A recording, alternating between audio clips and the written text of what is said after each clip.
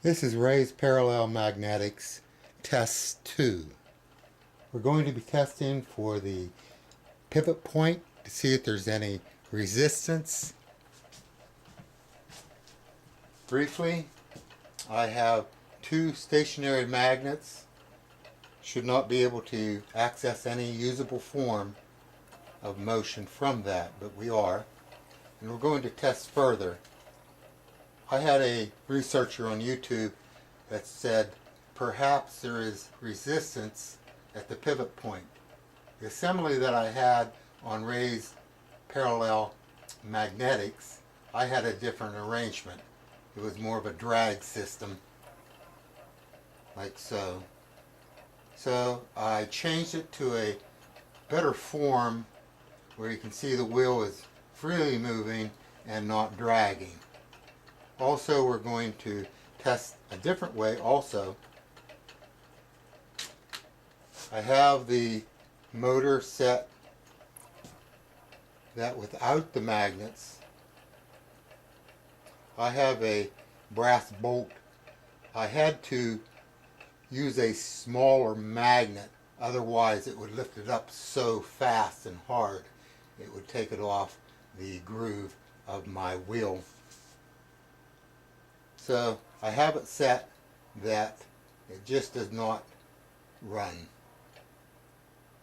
But when we add magnets to it,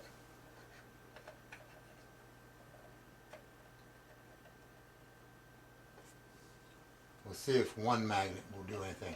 Yes, it does. We add the other magnet.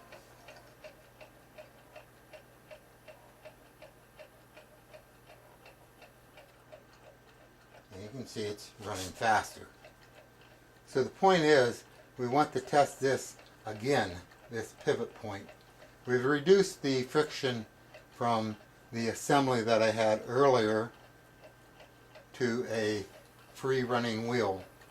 So that did reduce more friction. I'm going to stop the motor by taking the magnets away. Okay. You'll see how I set this. You have to really work at this so that you get it just right. So I set it so it just does not quite work. Takes a little bit of doing. You can see how the one is starting back up now. So what I want to do after I get that point is get the balance point. If it goes a little bit that way, or if it goes too much this way from the balance point, it's going to try to run. So I'm going to take a string with a hook, and this is where we're concerned with the pivot point. Is there friction still on this wheel that's wanting to not turn? Therefore, putting more power just to run it until there would be a magnet lifting it up. And that was the point being made from the gentleman. If you have a magnet there, maybe it's just lifting it up and then it runs. Well, we'll go ahead and see if we reduce the friction to almost zero, that if it tries to run again. So the way I'm doing that, I have a little hook. I'm going to take this point here where it's balanced, and as I lift it, if the theory is correct that it's just the magnetic fields that are lifting it up, it should start trying to run. But if I lift it up and nothing happens, that means there was not the friction here at that point doing anything. So let's go ahead.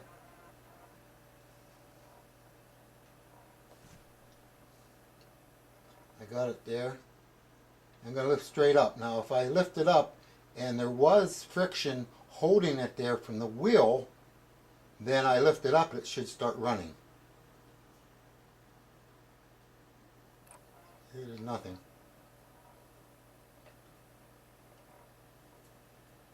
And if there was, if I lifted that up and there was friction holding it, then when I lifted it, it should have tried to run.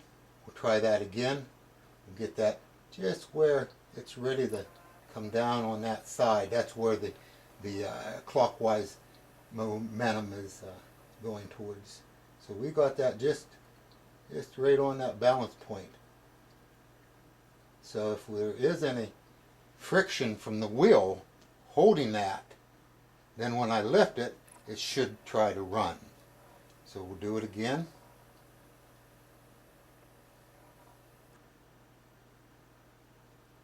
Lift straight up.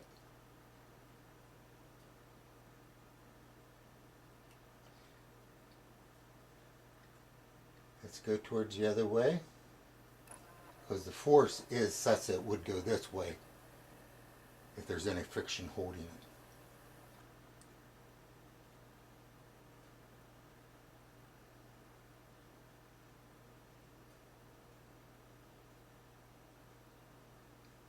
There is not. So that means that I think this is really valid. That there's not really an amount of friction being at this wheel that's holding it there, that we had to turn up the power and then we lifted it up with a magnetic field and it just starts running. It's like taking the brakes off. So this gives me more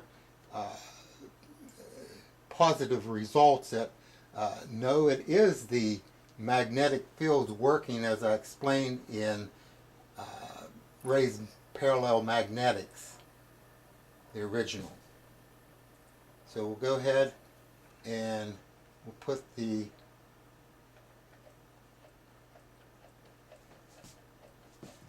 magnets back in. You can watch Ray's Parallel Magnetics again. I don't think I put number 1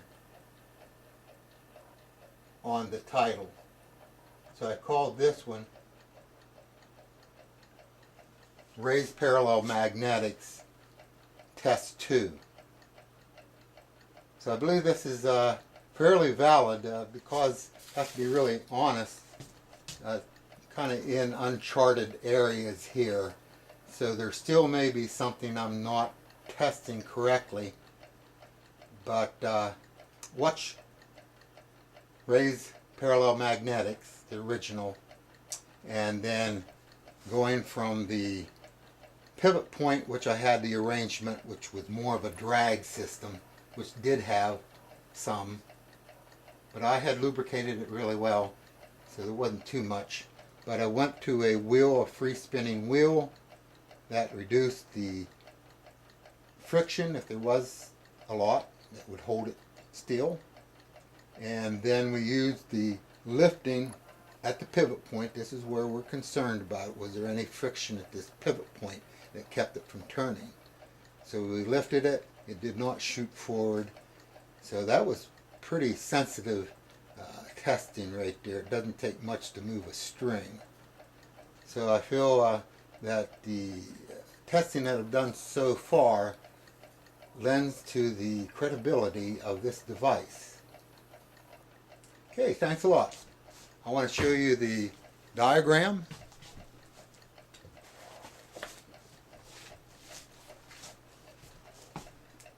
This is what I have. You can always tweak the distances, the power of the magnets. This distance between the magnets is 6 inches, top to bottom. The rotary assembly there is about in the middle, kind of slices it in half. There again, I have a very low current motor. I got mine out of an old VCR. I had a little wheel, spins very freely, very low friction resistance. So that lends credibility that the stationary magnets, as I explained, are working as such. Thank you very much. Enjoy your day.